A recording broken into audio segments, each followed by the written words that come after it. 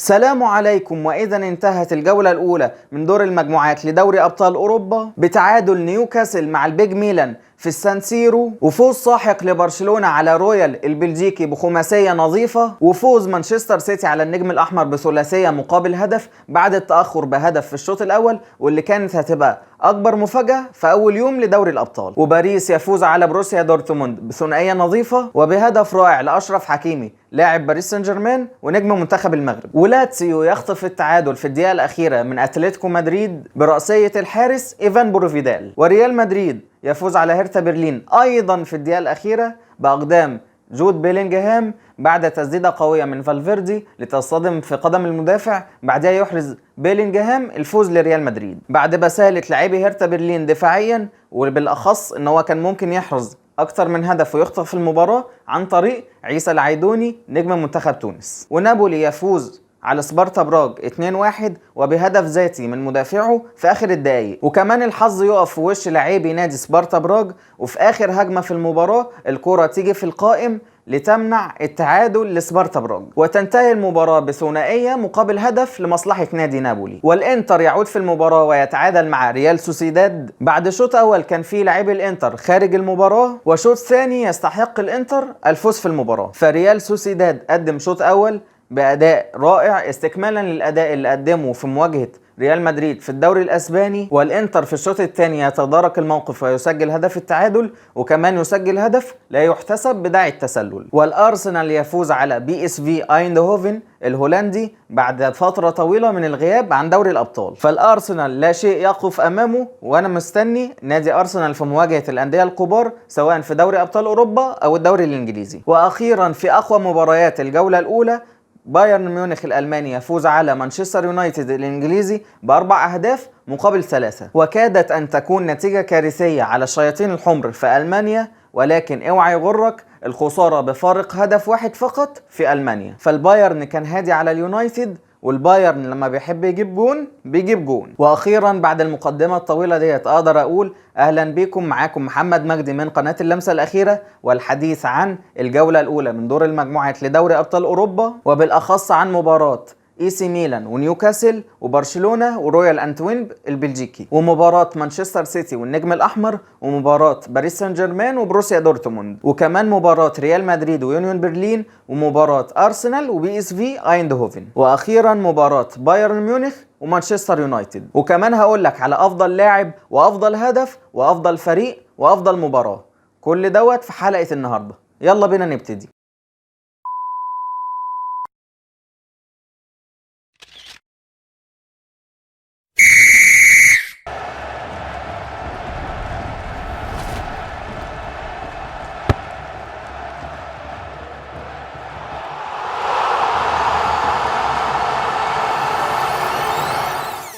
وفي أول مباراة نيوكاسل يحل ضيفا ثقيلا على البيج ميلان في السان سيرو، فإي سي ميلان كان طمح للفوز علشان يعوض الخسارة بخماسية من الإنتر في الدوري الإيطالي، وكمان نيوكاسل كان طمح للفوز علشان يعوض البداية السيئة في الدوري الإنجليزي. فالميلان خلق العديد من الفرص سواء عن طريق تيو هرنانديز أو ليو أو جيرو والتسديد من خارج ال18، ولكنها بقت جميعا بالفشل، وكاد يخطف نيوكاسل الفوز في التسديدة الوحيدة ليه على المرمى في الدقيقة الأخيرة، وتنتهي المباراة بالتعادل السلبي 0-0. وبرشلونة يكتسح رويال البلجيكي بخماسية نظيفة بعد خماسية ريال بيتيس في الدوري الأسباني في الجولة الماضية قبلها ب3 أيام فقط. فبرشلونة تشافي في أقوى صفقتين دخلوا نادي برشلونة في المواسم الماضية، واللي هم جواو فيليكس وجواو كانسيلو، واللي هم الاثنين أصحاب الجنسية البرتغالية بمساعدة الهداف البولندي روبرت ليفاندوسكي. فتشافي بيعتمد على الهرم المقلوب في حالة الهجوم والاستحواذ على الكورة، فأنت هتلاقيه بيعتمد على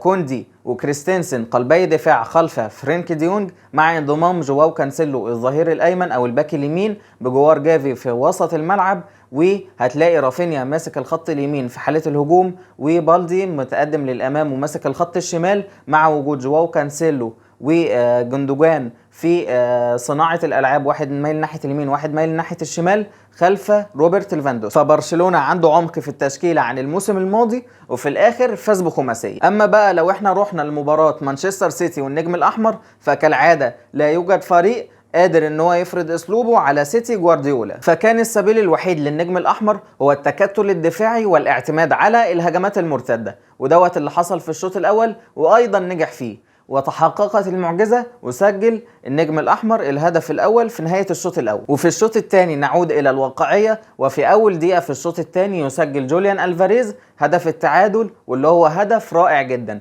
ثم يعود أيضا جوليان ألفاريز ويسجل هدف التقدم 2-1 من ضربة حرة أخطأ في تقديرها الحارس، ويطلق رودري رصاصة الرحمة ويسجل الهدف الثالث للسيتي في المباراة والهدف الثالث له في دوري الأبطال. فالسيتي زي ما احنا ما قلنا قبل كده، لا جديد يذكر ولا قديم يعاد، فالسيتي هو الأقوى على الإطلاق. فالسيتي يحقق فوزا واقعيا ب3 أهداف مقابل هدف. أما بقى عن مباراة باريس سان جيرمان وبروسيا دورتموند، فباريس سان جيرمان يفوز فوز مستحق على الألمان بثنائية نظيفة بأقدام الأصدقاء كيليان امبابي من ضربة جزاء وأشرف حكيمي بتسديدة بوجه القدم الخارجي بمنتهى المهارة. فبروسيا فقد الكثير بعد خروج بيلينجهام لريال مدريد الأسباني ومحمود داوود لبرايتون الإنجليزي، فبروسيا يحتاج إلى الوقت للحكم عليه. أما باريس تحت قيادة لويس إنريكي بالشكل الجديد وتغيير فكر الإدارة من جلب النجوم إلى بناء فريق واقعي متكامل دفاعيا وهجوميا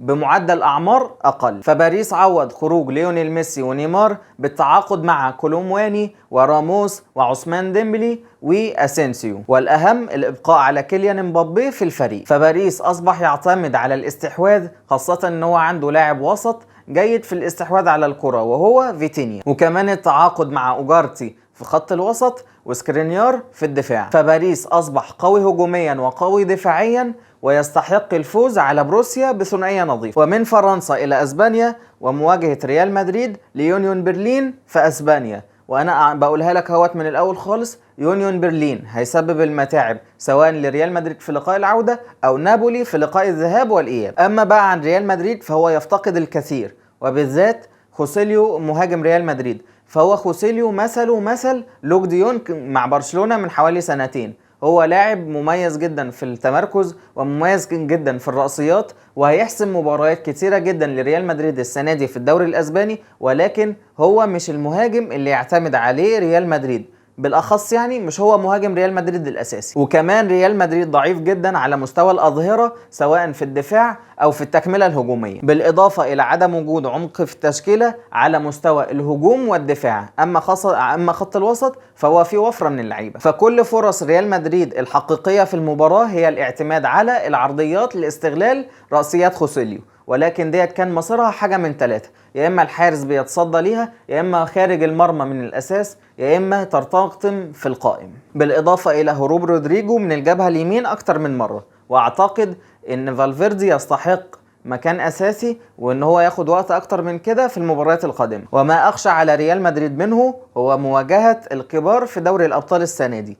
فريال مدريد قادر ان هو يعمل معجزات باي سكواد يمتلكه، ولكن في مشكله كبيره في ريال مدريد السنه دي. اما عن كبير لندن فالارسنال يعود الى دوري الابطال بفوز كبير على PSV ايندهوفن. فالارسنال لديه اسلوب لعب متميز، فالارسنال منظومه وعناصر ومدرب والكل متميز في شغله. فجابريال جيسوس هو الافضل لقياده خط هجوم الارسنال، واوديجارد هو خير القائد، وتروسارد هو خير البديل. فمن وجهة نظري ان اوديجارد وتروسارد هم بطلي اللقاء. وايضا جابريال جيسوس اللي سجل هدف رائع بالاضافة الى هدف اوديجارد وهدف تروسارد. وما اخشى على الارسنال منه هو الارهاق، لان مفيش في ارسنال سكواد، مفيش لعيبه على الدكه بنفس قوه اللعيبه الاساسيه. فالكلام دوت في نص الموسم مع اصابه لعيبه او ارهاق اللعيبه او الروتيشن والكلام دوت، هتحس ان الارسنال نزل في الاداء، ودوت اللي كان حصل معاه في نهايه الموسم الماضي. وفي اخر مباراه بايرن ميونخ الالماني يفوز على مانشستر يونايتد الانجليزي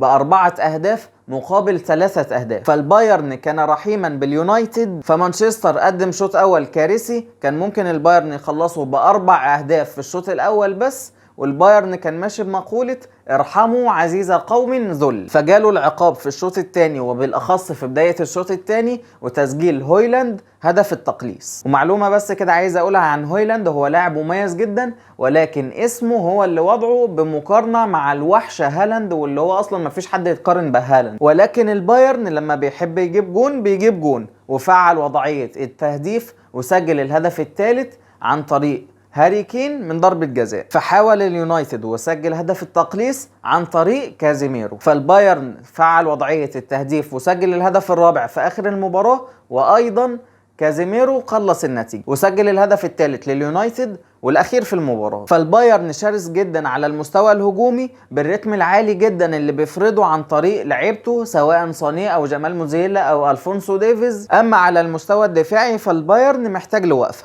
وبالاخص الجبهة اليمين دفاعيا. فاللقاءات المفضلة عند البايرن هي الخصوم الكبيرة، الخصوم اللي ليها تاريخ، فهو يعشق هذه المباريات ويدي الكبير على عينه. اما بقى عن اليونايتد فكازيميرو هو الهداف اللي سجل هدفين اللي هو نجم المباراة، ولكن كازيميرو تسبب في 3 أهداف دخلوا في مرمى مانشستر يونايتد من اصل 4. يعني الهدف الوحيد اللي هو ما اخطاش فيه هو هدف هاري كين من ضربة جزاء، واللي هو مش هو اللي عمل ضربة الجزاء بس كده.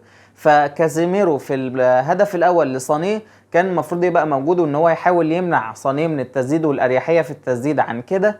ومعلومه بس عايز اقولها ان اونانا ما اخطاش في الجون ده، لان التسديده من في زاويه اللاعب، يعني المفروض اونانا اصلا يروح على البعيده، الزاويه القريبه ديت الزاويه بتاعت المدافع، وكمان الكره عملت بند من فوق ايد اونانا. يعني لولا اونانا عمل فيها ردة فعل مميزة جدا جدا جدا بان هو نط النطة ديت وعمل ردة الفعل ديت وان هو حاول يوصل للكرة ووصل لها فعلا، ولكن لولا البند اللي حصل في اخر ثانية قدام ايد اونانا ما كانش الهدف دوت اتسجل. فاونانا ما يشيلش الهدف دوت خالص. او كمان برضو تراخي كازيميرو في العودة للدفاع في الهدف الثاني عن طريق جنابري، وان هو برضو ما حاولش يبقى موجود في المكان دوت وان هو يحط رجليه ويمنع التسديدة من الاساس. وكمان في الهدف الرابع اللي هو بعد لما سجل الهدف الاول ليه في المباراة، وان هو كان المان بتاعه مراقبه، مرة واحدة المان بتاعه هرب منه وسرق وجري والكرة اتلعبت بينية واتسجلت هدف، وكازيميرو لسه بيتمشى في قلب المباراة. فانا من وجهة نظري ان الهدفين دولت ما يشفعوش خالص لكازيميرو، فهو ايوه سجل هدفين بس سبب في 3 اهداف. فاليونايتد سيء جدا دفاعيا، ودوت اللي ظهر في مباراة بايرن، وكمان كان ظهر في مباراة برايتون في الدوري الانجليزي.